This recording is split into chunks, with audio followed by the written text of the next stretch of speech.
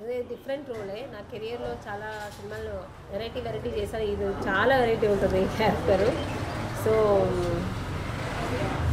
లేడీస్కి చాలా నచ్చుతుంది అనమాట.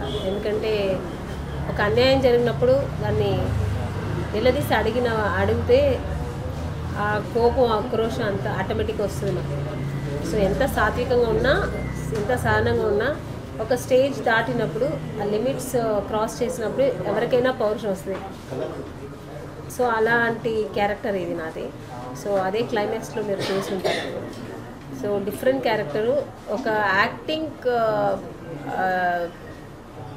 పర్పస్ అంటే మన దానిలో ఉండే ఇంకా ఏదైనా ఆత్మవిశ్వాసంగా ఇంకా బాగా చేయాలి అనుకునే క్యారెక్టర్ ఇది.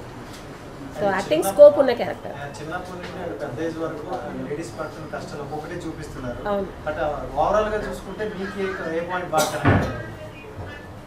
అంటే మొత్తం from the beginning to entire movie అలాగే ఉంటుంది. అన్నీ నచ్చింది నాకు. ఎందుకంటే ఒక ఆడది పుట్టినప్పటి నుంచి ఎందు దాకా దానికి అన్ని కష్టాలే ఉంటాయి. సుఖం అనేది చాలా తక్కువ. తను అర్థం చేసుకున్న చాలా తక్కువ సొసైటీలో. మన పేరెంట్స్ కానీ మన ఇంట్లో ఫ్యామిలీస్ కానీ బయట కానీ అందరూ తనని కించపరిచి మాట్లాడడమే ఎక్కువ తప్ప ఎక్కువైతే ఎక్కువ అంటారు, తక్కువైతే తక్కువ అంటారు. సో అలా ఉంటుంది. అలాంటివన్నీ ఫేస్ చేసేది ఆడది. సో అది ఆ బిగినింగ్ నుంచి చూపిస్తున్నారు. సో దీనికి ఒక మగాడు సపోర్ట్గా ఉండాలి.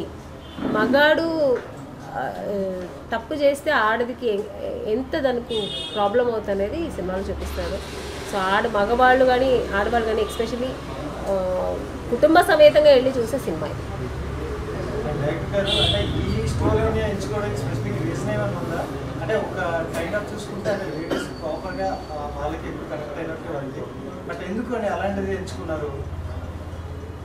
ఇట్స్ లేడీస్ అనే కదండి, ఇది ఫ్యామిలీ డ్రామా. ఇది complete family drama.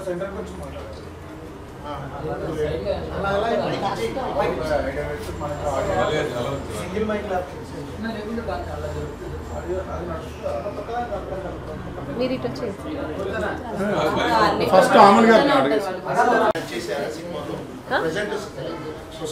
Burning issues ఏం టచ్ చేయలేదు, కానీ ఆ షేడ్ ఉంటుంది అనమాట. ఇప్పుడు జరుగుతున్న సొసైటీలో అన్యాయాల అక్రమాల గురించి, లేడీస్ చిన్నపిల్లలను చూడకుండా పెద్దవాళ్ళని కూడా జరుగుతున్న రేపులు, దాని అన్ని షేడ్స్ ఈ సినిమాలో కనిపిస్తాయి. ఒక భర్తగా కానీ అన్నగా కానీ తమ్ముడుగా కానీ ఫ్రెండ్ కానీ. సో వాళ్ళ వల్ల ఒక ఆడదానికి ఎంత ఏం కోల్పోతుంది అనేదని ఈ సినిమాలో.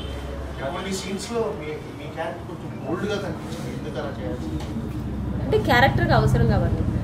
సో ఆ క్యారెక్టర్ ఒక మౌనపోరాటంలో జయశాంతి గారు చేశారు. ఆ క్యారెక్టర్ అది కావాలి కాబట్టి చేశారు, లేకపోతే ఊరికే ఎందుకు చేస్తారు ఆవిడ. అప్పటికే ఆవిడ ఒక లెజెండరీ ఆర్టిస్ట్ ఆవిడ. సో ఆ క్యారెక్టర్కి అవసరం కాబట్టి చేశారు. ఆ సినిమా ఇంత పెద్ద హిట్ అయింది. సినిమా హిట్ అవుతుందా హిట్ అవ్వలేదా అని పక్కన పెడితే ఆ క్యారెక్టర్కి అవసరం. అది చేస్తేనే ఆ క్యారెక్టర్ పడుతుంది, ఆ సీన్ పడుతుంది. సో ఆ కంటెంట్ అది మెయిన్ కాబట్టి చేశాను.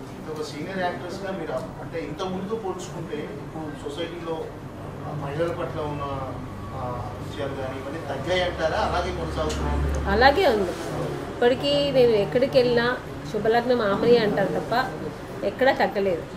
చిన్న పిల్లల నుంచి పెద్దవాళ్ళ వరకు నన్ను రికగ్నైజ్ చేస్తున్నారు. సో ఆ లేడీస్ దగ్గర అయితే మాత్రం ఇందాక దిల్రాజు గారు చెప్పినట్టు నాకు ఆ లేడీస్ ఫాలోయింగ్ ఇప్పటికీ బాగానే ఉంది. So I'm lucky.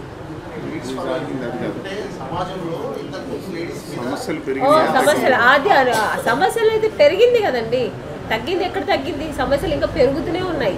సొసైటీలో ఆడవాళ్ళకి సమస్యలు పెరుగుతూనే ఉన్నాయి. దాన్ని ఫేస్ చేసే ఈ సినిమాలో చూపించారు డైరెక్ట్గా.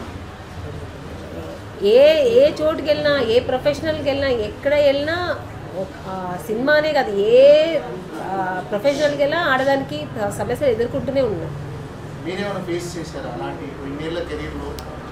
ఆబ్వియస్లీ ఆడదన్నాక నేను మాది స్పెషల్ కాదు కదా.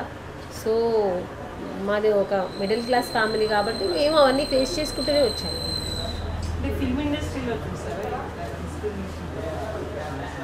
ఫిల్మ్ ఇండస్ట్రీలో స్టార్టింగ్ అప్పుడు ఏ ఆర్టిస్ట్కైనా ప్రాబ్లమ్స్ వస్తుంది. సో అది ఇది తప్పు, ఇది కరెక్ట్, ఇది మంచి, ఇది చెడు అనేది ఉంటుంది కదా, అది మనం సెలెక్ట్ చేసుకోవాలి ఆర్టిస్ట్గా. అది మన బాధ్యత. తప్పు అని తెలిసినప్పుడు దాన్ని తప్పుకుని మనం ఇంకో మంచి దారిలో వెళ్ళిపోకూడదు. సో ఏదైనా ఫేస్ చేయాల్సిందే. అయితే సినిమాల్లో ఎదిరించడం వరకు ఓకే, కానీ ఫిల్మ్ ఇండస్ట్రీలో కావచ్చు, ఎక్కడన్నా ఆఫీసుల్లో కానీ యాజ్ ఏ లేడీ తను ఎదురు తిరిగితే మళ్ళీ అవకాశాలు ఉండవు, జాబ్ పోవాల్సిన పరిస్థితి వస్తుంది, ఇట్లాంటివి కూడా ఉంటుంది కదా. స్క్రిప్ట్ వరకు మనం ఎదిరిస్తాం. ఒక్క సినిమా ఇప్పుడు ఒక సినిమా వాళ్ళు ఇవ్వలేదని మనం లొంగిపోకూడదు కదా. అది లేకపోతే ఇంకో సినిమా ఉంటుంది. మంచి వాళ్ళు ఉంటారు కదా ఇంకా చాలామంది. చెడ్డవాళ్ళు 40%, 60% మంచి వాళ్ళు ఉంటారు. ఎందుకు మనం రాకూడదు? అలాగే కదా నేను వచ్చాను. నేను ఆడిషన్ వెళ్ళినప్పుడు ఎన్నో కంపెనీలు ఒక రోజుకి 4-5 ఆడిషన్కి వెళ్ళానంటే దాంట్లో 2-3 మంచి వాళ్ళు ఉండేవాళ్ళు, 2 చెడ్డవాళ్ళు ఉండేవాళ్ళు. సో ఏది మంచి ఉందో అది మనం సెలెక్ట్ చేసుకుని వెళ్ళిపోతాం. సో ఆఫీస్ అయినా అంతే, ఏ ప్రొఫెషనల్ అయినా అంతే. మన టాలెంట్ ఉన్నప్పుడు మనం ప్రూవ్ చేసుకోవాలి, లొంగిపోవాల్సిన అవసరమే లేదు. సో అయితే ట్రైలర్లో కావచ్చు, ఇంతకుముందు రిలీజ్ చేసిన టీజర్లో కానీ ఒక మగాడిగా మారాలి, బతకాలంటే మగాడిగా మారాలి అన్న ఇంటెన్షన్ అంటే ఆ స్టేజ్లో టీనేజ్ అన్నప్పుడు ఎవరికైనా అనిపిస్తుంది. ఇప్పుడు అనిపించదు. ఆ టీనేజ్ అన్నప్పుడు ఒక భయం ఉంటుంది, ఎదుర్కోలేనంత ఒక ధైర్యం, ఆ స్థాయి మనకు ఉండదు. ఏ ఆడదానికైనా. నేను కూడా టీనేజ్ నుంచి వచ్చిన అమ్మాయి. ఆ టీనేజ్లో నేను కూడా పడ్డాను. క్లాస్కి వెళ్తున్నప్పుడు, ట్యూషన్కి వెళ్తున్నప్పుడు, స్కూల్కి వెళ్ళినప్పుడు, కాలేజ్కి వెళ్ళినప్పుడు టీచ్ చేస్తుంటారు, వెనకాల పడుతుంటారు, చెయ్యేస్తారు. ఒక బస్సులో నిల్చున్నా కూడా చెయ్యేస్తారు. అప్పుడు నేను తెలిసి అలా కొట్టలేను. అక్కడ భయం ఉంటుంది. మళ్ళీ రేపు మమ్మల్ని ఏమేమి చేసేస్తారు, ఎక్కడ యాసిడ్ మా మొహం మీద పోతుంది. ఎందుకంటే ఉంటారు కదా, సైకోస్ ఉంటారు కొంతమంది. దాన్ని బేస్ అయ్యి దాన్ని ఈరోజు కొట్టింది కదా, దీన్ని లైఫ్ ఖాళీ చేస్తా అని చెప్పి మన మీద ఎక్కడ యాసిడ్ వేసి, ఇవన్నీ భయాలు ఉంటాయి కదా.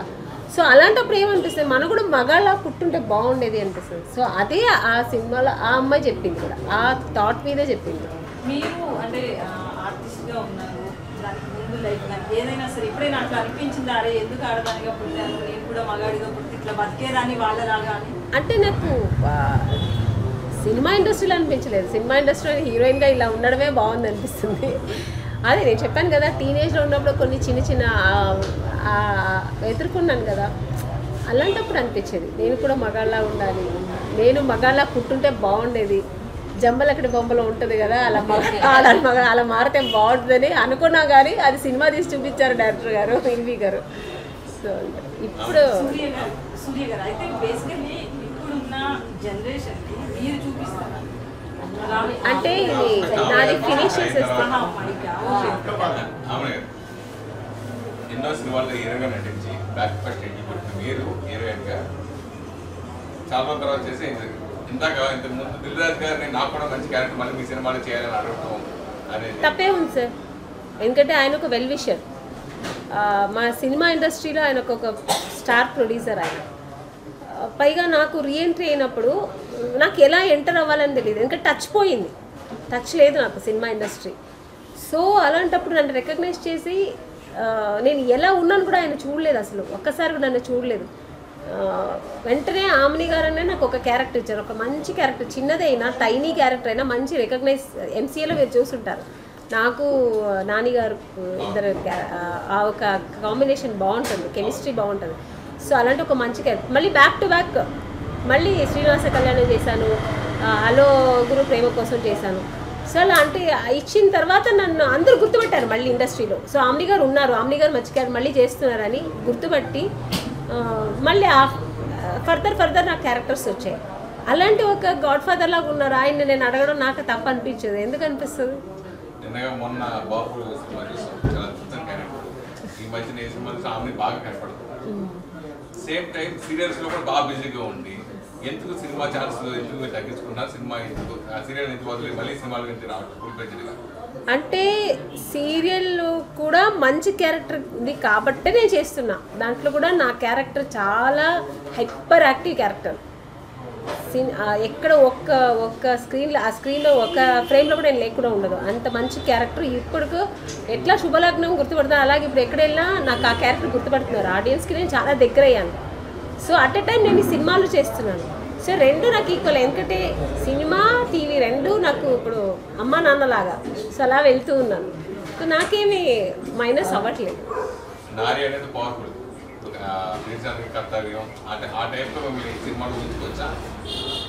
ఏంటి ఆ స్టైల్లో ఈ సినిమాలో ఉపయోగించవచ్చా శ్రీశాంత్ గారు? నేను లేదు, ఇది కొంచెం డిఫరెంట్ క్యారెక్టర్. ఇది కొంచెం రెవల్యూషన్ అది చెప్పలేను ఎలాగని, మీరు సినిమా చూస్తే తెలుస్తుంది. ముందు సాఫ్ట్గానే ఉంటుంది క్యారెక్టర్, తర్వాత అంటే తనకు అన్యాయం జరిగినా అలా పేషెన్స్గా ఉంటుంది, కానీ బయట సొసైటీకి జరిగేది తను తట్టుకోలేదు. సో దానికి ఆవిడ ఆన్సర్ చేయాలి, ఆన్సర్ చేస్తుంది అనమాట ఆ సినిమా. అది సినిమాలో సో అంత అది కొంచెం డిఫరెంట్ క్యారెక్టర్.